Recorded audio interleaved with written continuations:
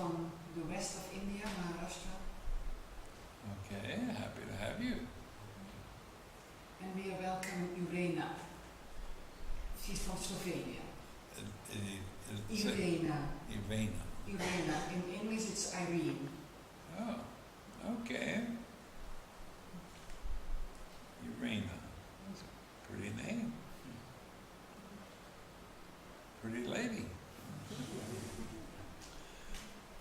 Very happy to have you. And happy to have everyone back.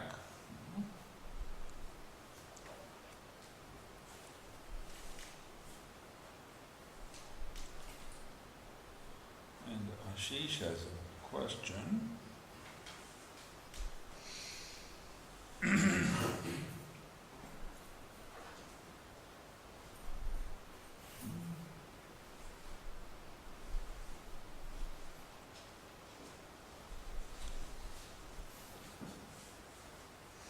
I was reading the information that you had given to Richard when had the interview for Satsang yesterday, and kind of come up to me humorously from what you had said and your experiences so far in the past, and how to get free of the body. Well, it's very simple how to get free of the body, just kill it. But that's not probably the answer you're looking for. I'm speaking in humor now.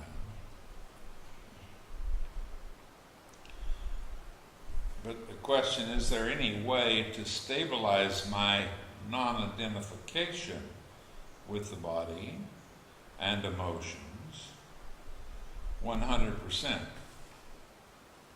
Total stability of the state of no bodiness. Well, that would be total stability of no bodiness is just not have one. But trying to look at it practically, since you have one, I can tell you. Now the question is, would you practice it? See? Sometimes we have questions, but our willingness to listen and apply the answer is two different things. You understand what I'm saying?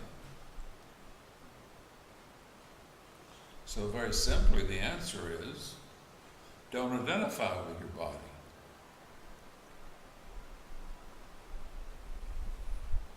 And stay stable in that non-identification. Are you your body?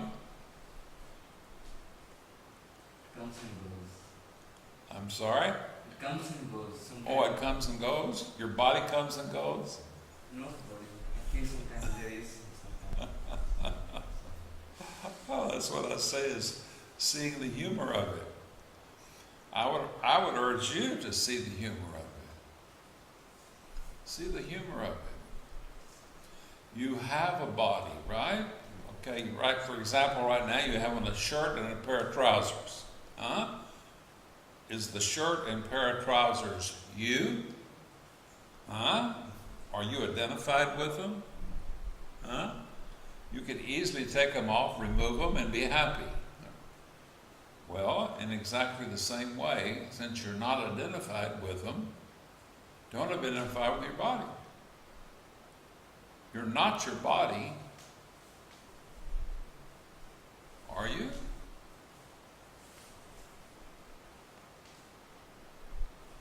Well, since you're not your body, don't identify with it, since that's not who you are. Instead, remain in the awareness that you are. You are the awareness. You're not even the mind. You have a mind, right? You have a body, right? But these are not you. Those are your possessions. See, you have a bracelet, earrings. Those are not you, right? Very simple. Make the distinction between that which you are and the body which you are identifying with, or the mind or the ego that you are identifying with. Make the distinction. What actually are you?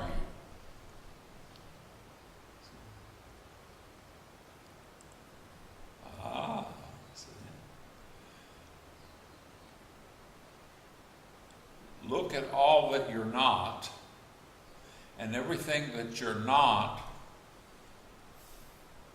leaves that which you are.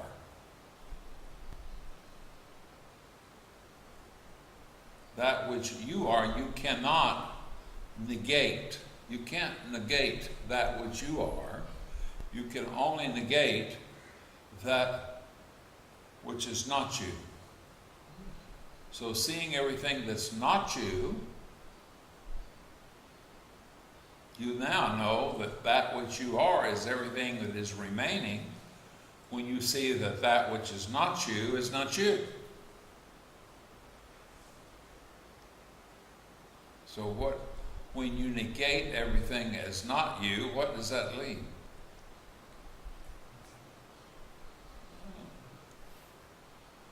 That leaves the awareness that you are. But it doesn't do you any good for me to tell you that. You have to see that yourself. You have to make this negation. You must eliminate from consciousness or from your identification everything that is not you.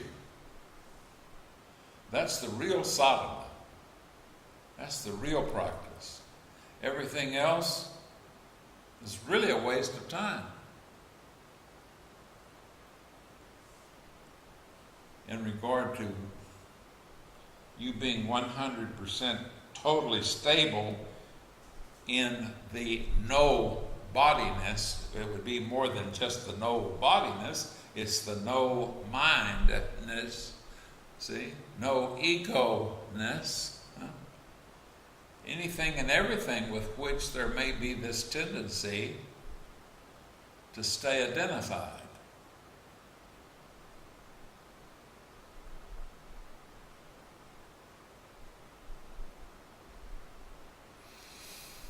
So when you negate everything that you're not, that leaves only you. Now you must look and see for yourself.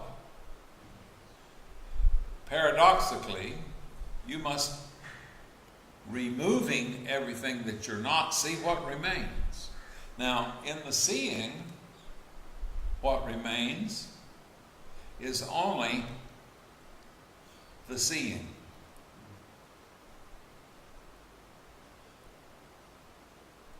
You can't negate the one who remains that sees. Now, what is it that remains and sees? What does the seeing right now? What sees the body? What sees the mind? What sees the ego? What sees the sense of I? You can't see the seer because you are the seer.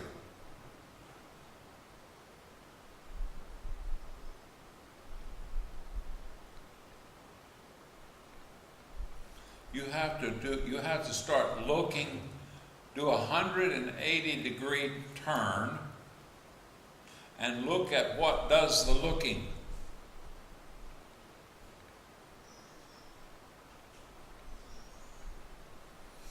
Look at the place where looking occurs.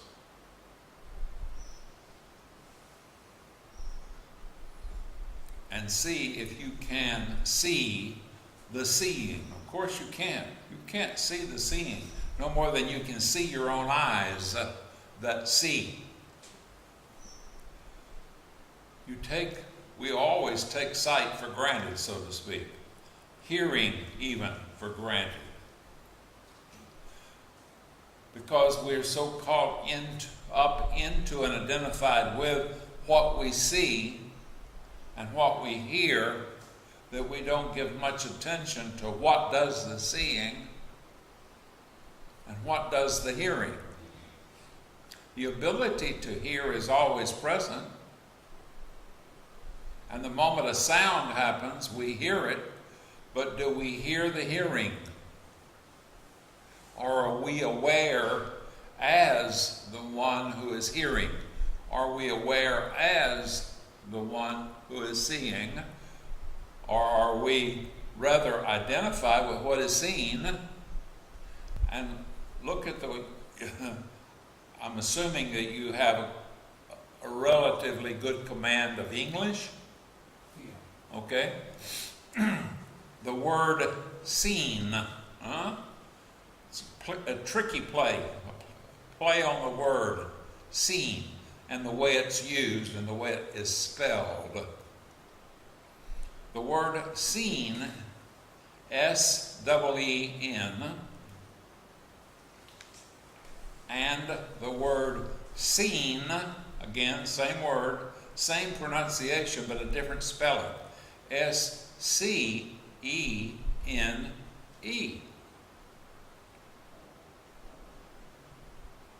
In other words, up here is a picture. Well, there's one up here too. There's a scene up here in a picture. You're a graphic artist, correctly? So being a graphic artist, you're certainly aware of a scene. A picture, a scene. S-C-E-N-E, a scene. You see the scene? Now, in the seeing of the scene, see the seer. Who is seeing the scene? We get so caught up in the seeing of the scene, whether it be seen, C-E-N-E, or S-E-E-N, what is being seen. You with me? Tuning in with it. But who is seeing it? Who does the seeing? And who has done the seeing ever since you have seen, ever since you've been able to see? When you were no taller than this, you were able to see. And in that seeing, it hasn't changed. Your ability to see has not changed. It's the same. That seeing that is the same is you. That's who you are. Not your body, not your mind, nor these eyes. That seeing sees through these eyes, sees with these eyes. And that's who you are.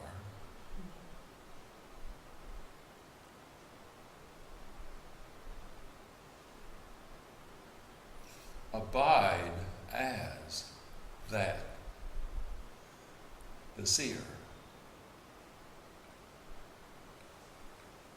It does not go or come.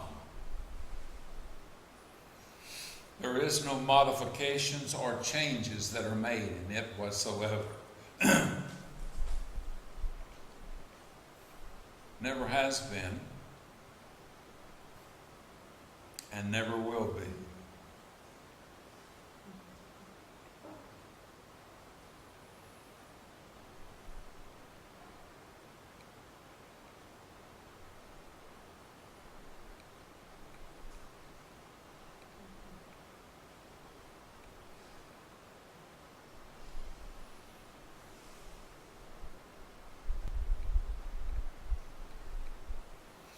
welcome to yourself. I'd like to introduce you to you. You are that which sees.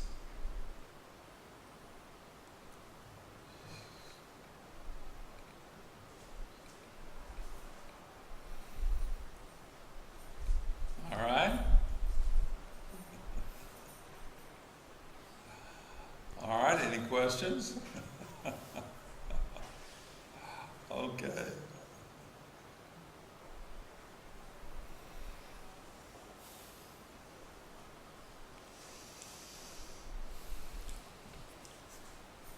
So are you stable in this seeing?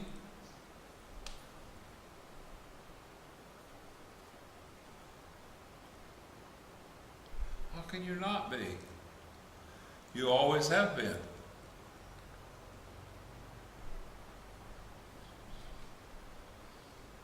Haven't you?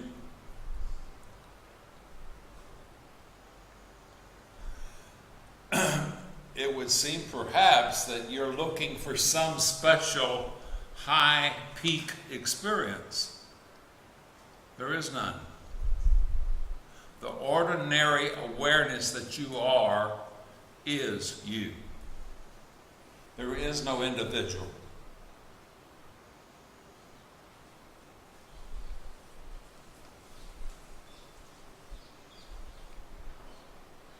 You have always been that which you are. You have never not been that which you are.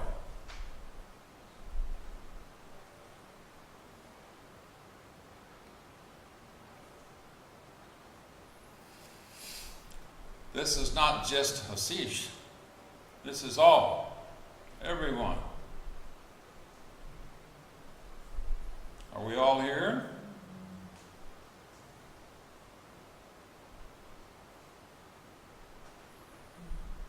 Who can say me for you?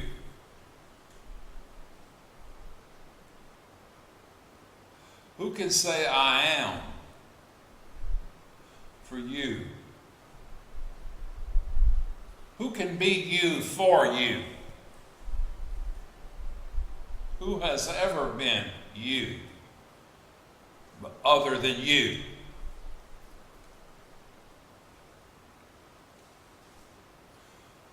It is that which is the common awareness itself.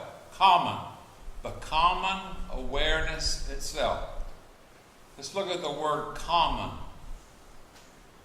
I do not know your language, so you'll have to forgive me on that and my inability to know what language you might have as your native language. I only know English. I don't know that very well. I'm a Texan.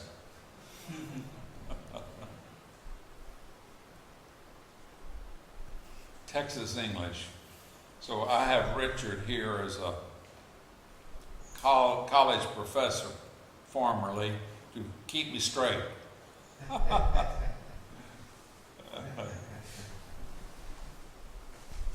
The word common means ordinary and universal. In English, the word common. I guess it would mean the same in your language too. I don't know. Whatever the translated version of the word common would be in your language. Means ordinary and universal. So the common awareness is what we are. Ordinary awareness. Our just everyday common garden variety awareness. The simple awareness that we use in the very ordinary way. Right now, this moment, in the awareness that is aware. This ordinary awareness is common to us all, And the paradox of it is, being common to us all makes it universal. Consider it. We all use the same awareness. It's not my awareness and your awareness. It is the awareness. Consider this. Truly, truly consider this. Who has... So I'm going to gather up all of the awareness that there is everywhere and not going to let anyone else have any.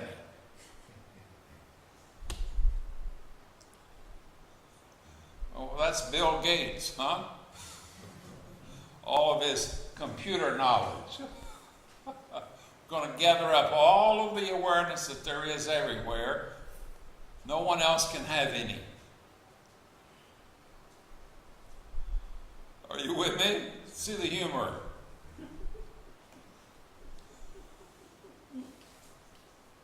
So, how dare you say that your awareness is yours? You're using my awareness.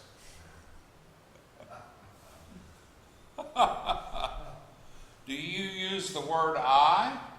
That's my word. Don't use. How dare you use the word I? That's my word. Are you with me? I mean, just see the humor of it. Like a cartoon. You know, little cartoons that you see in the comic sections of the newspapers?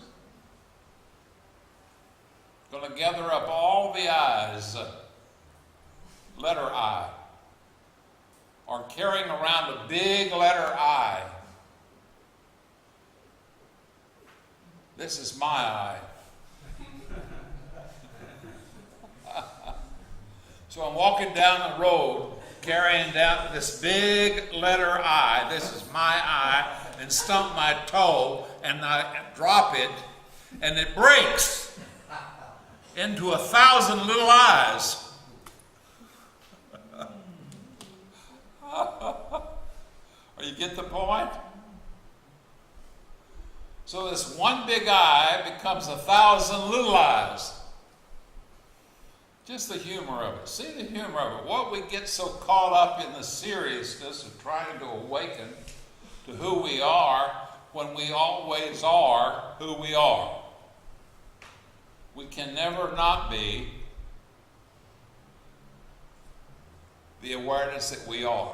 Even when we are not being the awareness that we are, we're still being the awareness that we are, not being the awareness that we are. Did that one go by you? Huh? You want me to say it again? Can I? Yeah. Even when we're not being the awareness that we are, we still are the awareness that we are when we're not being the awareness that we are. But how can we not be the awareness that we are? You're saying when we're asleep. I'm sorry? Are you saying when I'm asleep or we're asleep, that's not asleep, that's always awake? Or just pretending, or just forgetting, see? How often do we forget that we are the awareness and we're on our way to becoming the awareness, saying, I'm not realized. What is that? I'm not realized. What is this I that is not realized? Who is not realized? I'm on my way to being realized. I've been seeking now for 10 years, 20 years, 30 years to be realized. How many of you have been seeking to be realized? Come on, tell me the honest to goodness truth. Huh? Come on. Take a look at it. Huh? I'm on my way to enlightenment. I'm not enlightened. Right? Well, who's not enlightened? I'm not enlightened. I'm on my way to being enlightened. I'm going to all these teachers. She had to remind me of my volume. I have a hearing problem. And because I have a hearing problem, I assume you do too.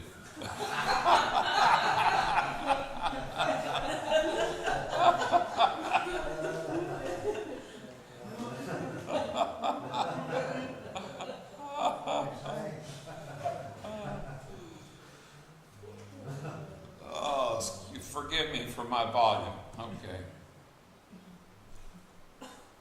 But look at it. Really look at it.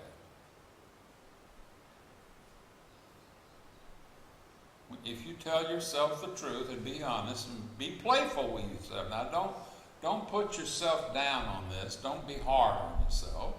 Be light on yourself. Some of you have been to India more than once. Have been to Tiruvannamalai more than once. Some of you. What did you come to Tiruvannamalai for? What did you come to India for? You say, I had heard about Ramana, Bhagavan Ramana, or I had heard about Arunachala, or I'd heard that this was a good place that you could go where I might be able to find myself. What were you thinking that yourself is here in Tiruvannamalai and you're elsewhere?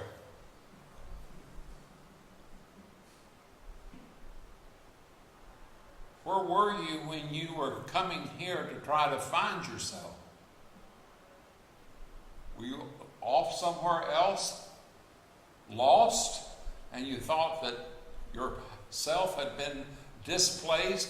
Someone had stolen yourself and taken it to India and left it in India. Now you're going to have to go to India to find it?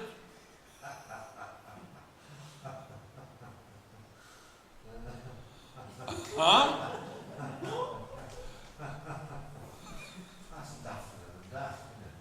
Are you getting it? Well, what is this self you're looking for? Where is it? Where did you leave it?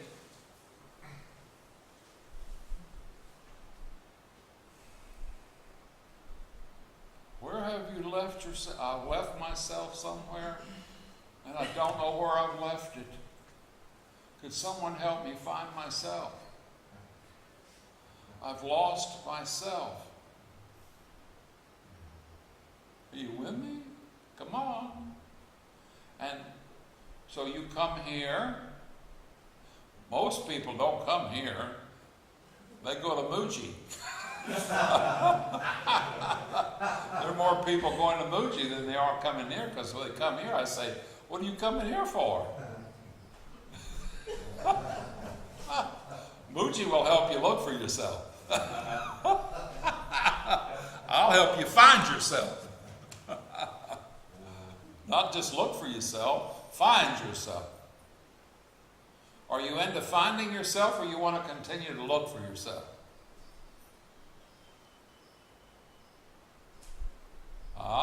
See? I said, I've got so much invested in seeking myself. It's going to take me a number of years to use up all that I have invested in my seeking. I don't know that I want to find yet.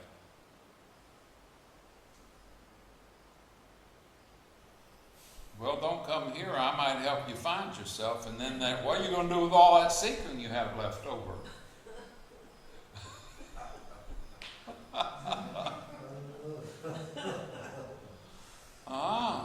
You see, I've got all these books that I've invested in, all these tapes that I've invested in, all these CDs that I've invested in. These things don't come cheap. I mean, what's a ticket to India? I got a lot invested in my ticket to India, or invested into my trip to Tiruvannamalai. I mean, it doesn't come cheap anymore. I've got so much invested in all of this seeking. Seeking, seeking, seeking. What are you seeking? I'm seeking myself. Oh, well, where did you lose yourself? You didn't have yourself with you when you came here? Or are you going to have to go back now to find where you came from to find yourself there after you didn't find it here? You with me? See the humor. Now, don't put yourself down, but see the humor of it. What is this self you're looking for? Where did you lose it?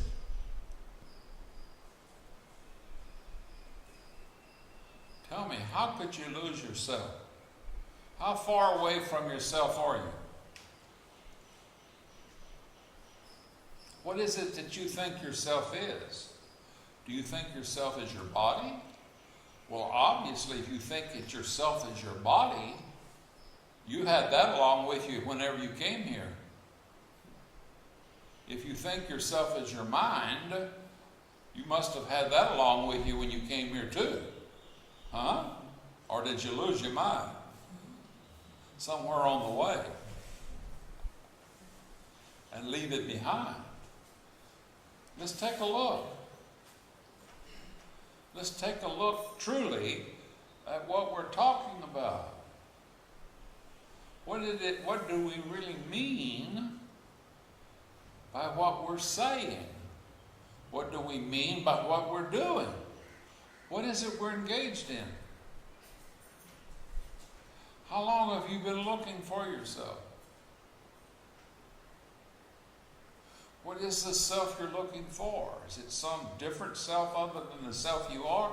If it's some different self other than the self you are, how are you going to know when you find it if it's different than you?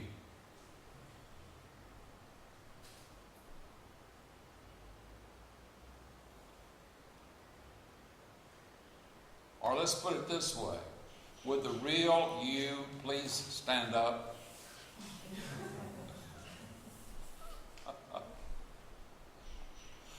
Is the real you not here, but it's off elsewhere? You think these are frivolous questions that I'm asking? Wouldn't these be kind of important questions to get in touch with if we are engaging in what we would call a spiritual search?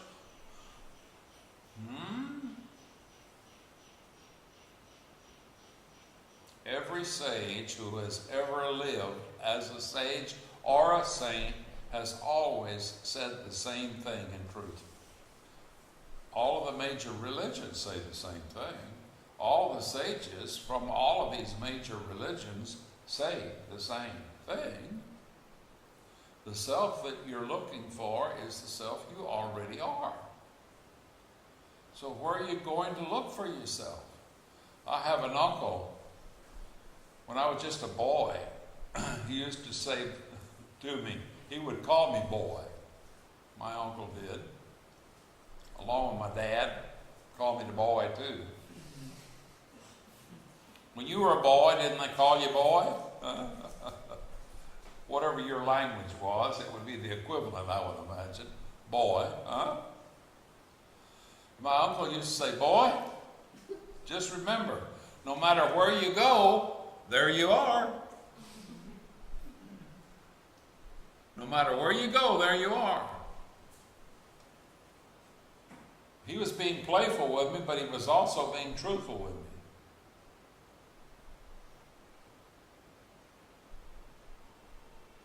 Well, I'm being playful with you, and I am being truthful with you. The body is not you. The mind is not you.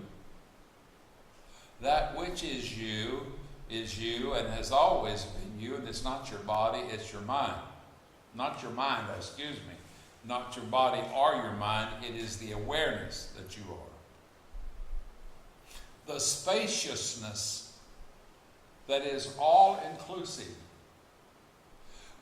What is all-inclusive, spacious awareness? That means that everything that it sees is an expression of itself, which is you. You are that which sees, and all that you see is an expression of you.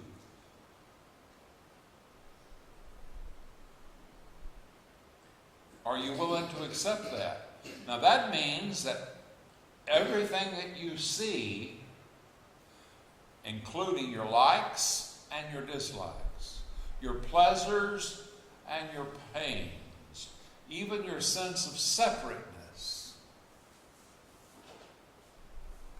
can you accept that all that you're seeing is actually you?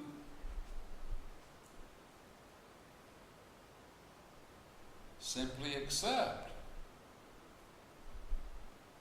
the spaciousness of awareness, that which sees is seeing through your eyes, not with your eyes. Is hearing through your ears, by way of your ears, not with your ears. Is feeling through your skin, not with your skin.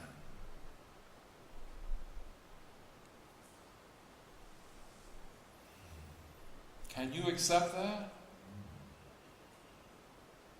That's all that is necessary. Accept the actuality of your being. The actuality of your being is the common variety of pure being itself. The pure awareness that you are. The simple, pure awareness that is shining as the I am that you are.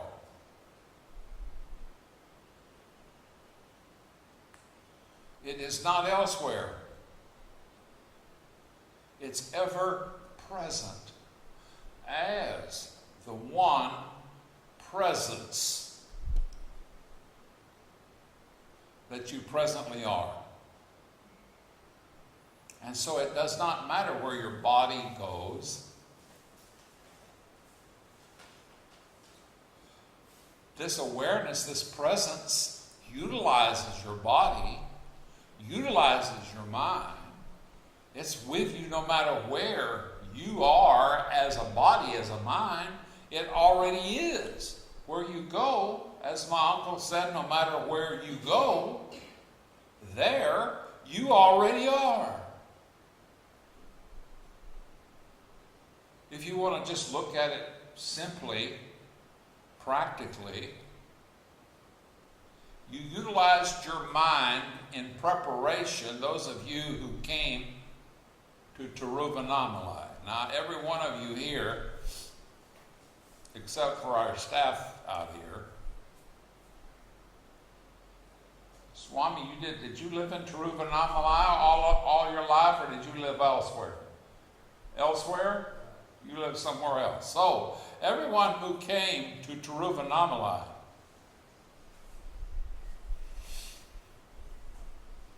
didn't you come here with your mind before you got here with your body?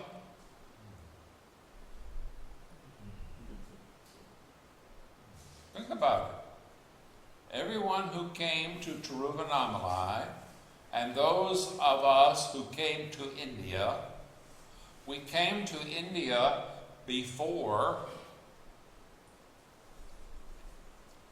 we came, so to speak. But when we came, we were already here. In awareness, we were already here, but we came in preparation with our mind and our body. We bought a ticket, or we just said, feet, get to moving. Okay, let's put it this way. Coming to this ashram, all of you here came to this, including the staff, came to this ashram this morning other than those of us who spent the night in coming here to this ashram, you already came here before you came here. By your very awareness of being here, you projected yourself to be here as far as your body was concerned. But the truth of the matter, you were not projecting yourself to be here. You projected your body to be here. You projected your mind to be here. But you didn't project your awareness to be here. The moment that you considered it, you were already here. In your consideration, the actuality of your being, the common ground or the common screen on which all of the manifestations are happening, is ordinary as well as universal. Ordinary awareness is universal awareness.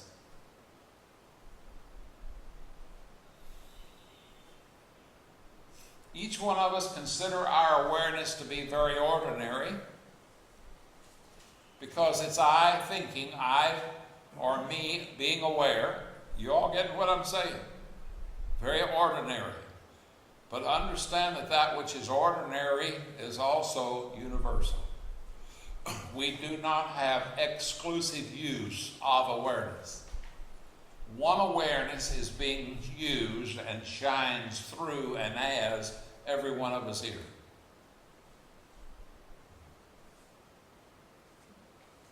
One ocean, many waves. Can we get it that way? One sun and the light shining in many beams, sunbeams. On a full moon night, one moon, but many reflections of that one moon. Many pots of water in which the one moon is reflecting in many pots of water. You all understand what I'm saying? So it's individual or ordinary, but it's also universal. The one awareness that we are in actuality is the totality of awareness itself. Now, are we looking for some peak high experience to have this revealed to us uniquely? Well, it may happen, it may not happen, but if it does happen, it may leave you more disappointed. I've had it. I've had that unique experience. But what good is it? What good is the unique experience to know that I am the allness of being? I don't remain constantly cognizant as the allness of being. If I did, I couldn't do anything. How could I do anything if I was constantly identified with being the allness of being? Am I making myself clear? I wouldn't be able to walk from one place to another if I didn't also have my identification with the body and the mind and the ability to function in an ordinary way. So to have a peak high experience can help you in the moment, maybe to give you the faith to know that that's who the self is, who the awareness is. But then what happens, I've talked for 35 years, I've shared this with people. Longer than many of you have been alive.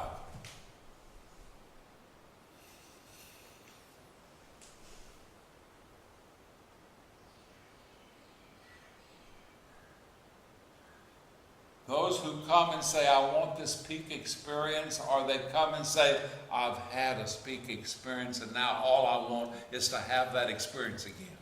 I just want to have that experience again. Why? You may have it and you may not. What do you want to have that a peak experience all the time for? That's not being ordinary. Yes, I have that universal. I want that universal experience. Well, you can't function very well if you're always having a universal experience. How can you? Are you all getting what I'm talking about?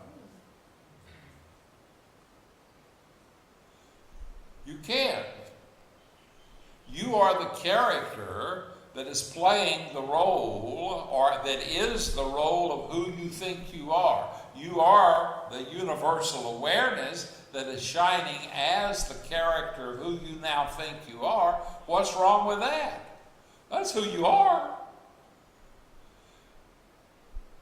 Now, you've already heard from how many conscious teachers or teachings or CDs or tapes or books that you have read, and I'm sure that every one of you here has read a book or two, listened to a tape or two, watched a DVD or two, huh? Have you?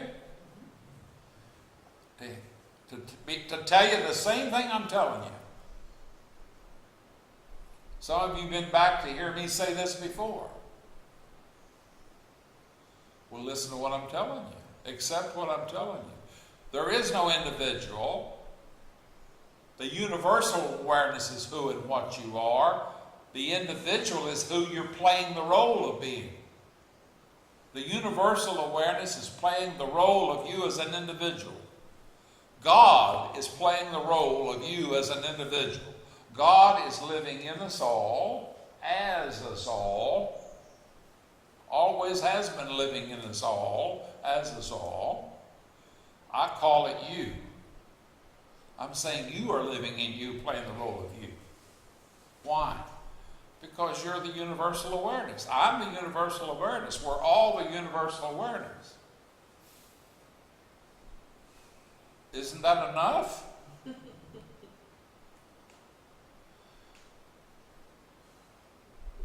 Do you want something more?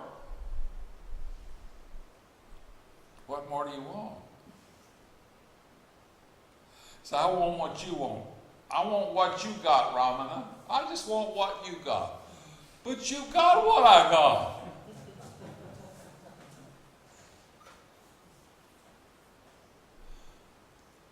I, having what you want, or telling you that you've got what I have. Can you accept that?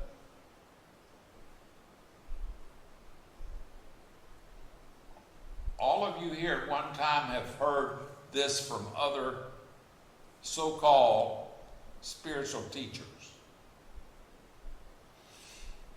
Papaji, huh? Krishnamurti, huh? Bhagavan, huh? Osho, huh? Nisargadatta Maharaj, huh? Have you all heard of these conscious teachers? Have you read or heard them say this? Are you still seeking? Are you looking for yourself when they've told you all along that you already are that which you're seeking?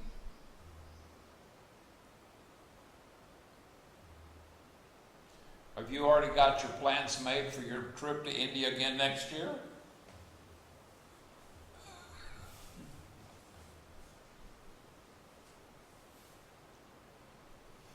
Well, I welcome you back next year. It'd be great to have you. I love you.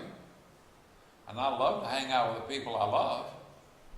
So everyone is welcome to come back and hang out with me.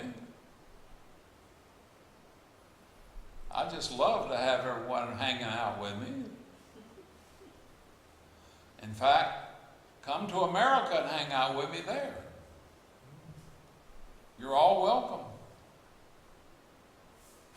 Let's just all go to America together. Come on, let's go now.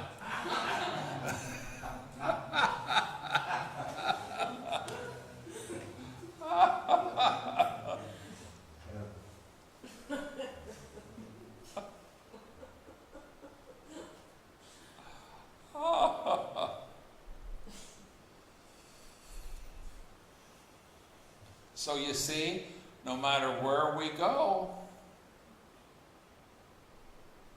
there we are.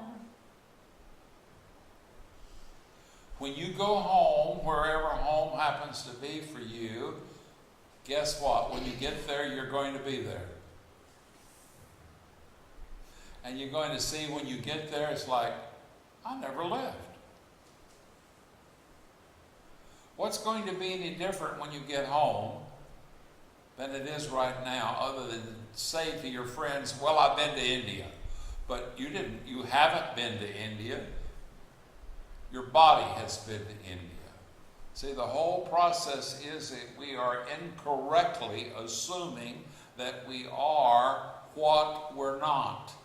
We're assuming that we are our body. We're assuming that we are our mind. We're assuming the history of our body and our mind is who and what we are. The history of our body and our mind is who is the role that we're playing. We've all been cast in this huge drama. It's a stage play. Shakespeare wrote it. No, God wrote it. Are you all with it? And the role that you're playing is your name.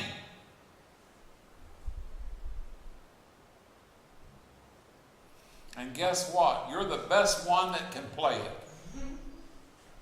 You've had a lot of practice in playing this role that you're cast in with this adventure that you are engaged in called life.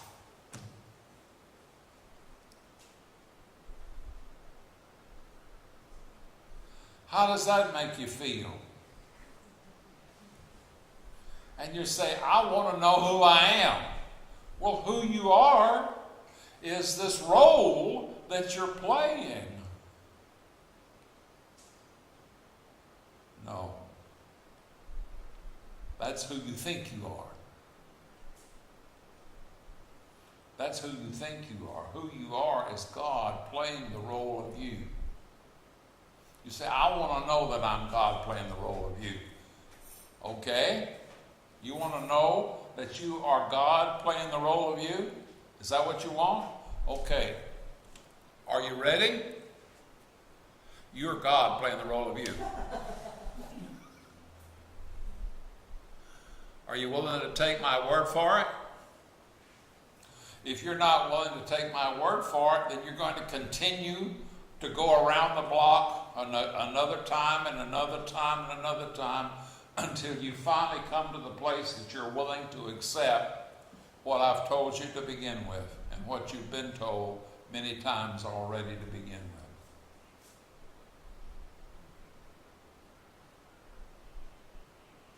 with. Is that good enough? That's the big question, isn't it? What makes it easier for you to know this? What really makes it easier for you to know this is for you to accept it. And then once you accept it, if it doesn't seem to want to stay with you, then come and hang out with me.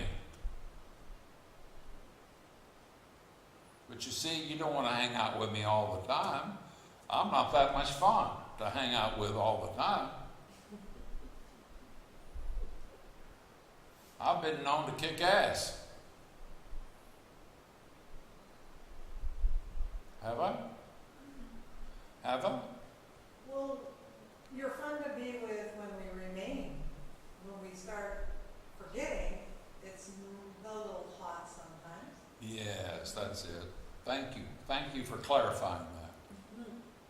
If you hang out with me and stay in the awareness that you are, remembering that you are the awareness that you are, that you really are God playing the role of you, and not get so caught up in your role to forget, then it's a lot of fun to hang out with me.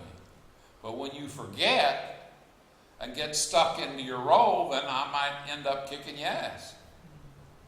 Kicking you back into the self that you are. And you say, oh, thank you, I needed that.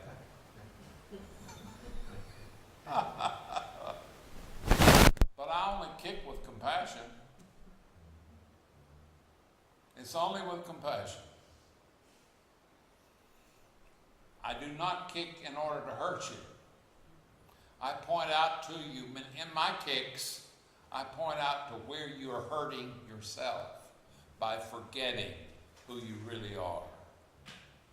Have you ever noticed how you can hurt yourself by incorrectly identifying with your body and your mind as though that's who you are? You recognize that when you are identified with your body and your mind as though that's who you are, that's the cause of your suffering? So that's what Jan is pointing out.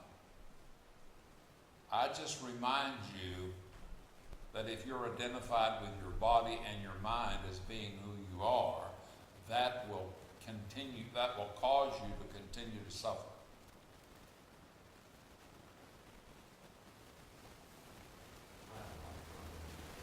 Thing with nicotine, smoking.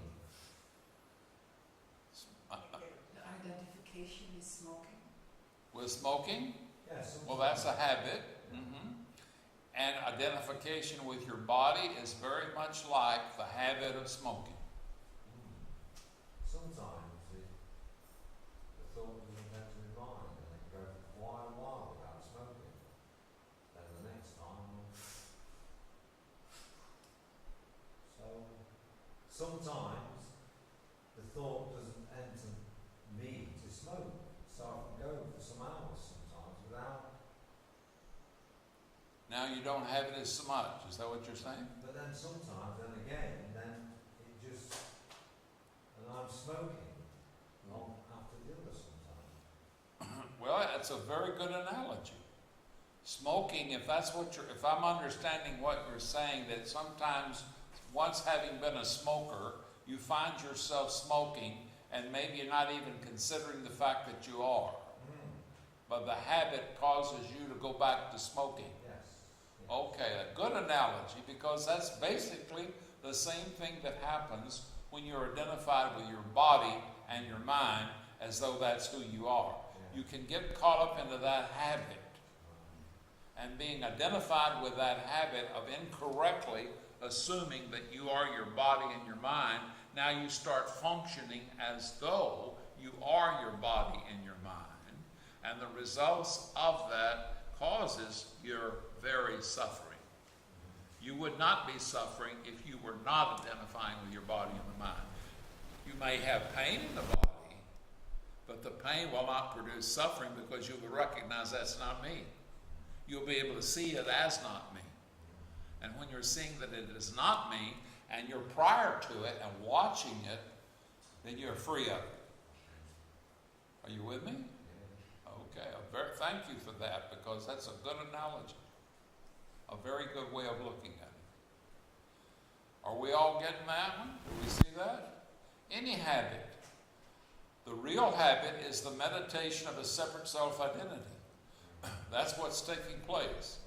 This incorrect meditation of me as me, a body, mind. Once I, whoever it is, first person, you saying to yourself, I am this body, I am this mind, all of this history that I'm identified with, that I think is me, that's the meditation of a separate self-identity. You are the universal awareness, meditating yourself as though you are the common being of the body and the mind. And just get it. There's nothing wrong with it in the sense of it being bad.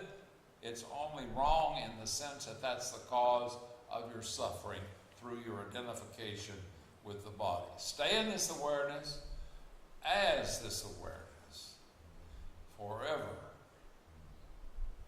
And be happy. Namaste.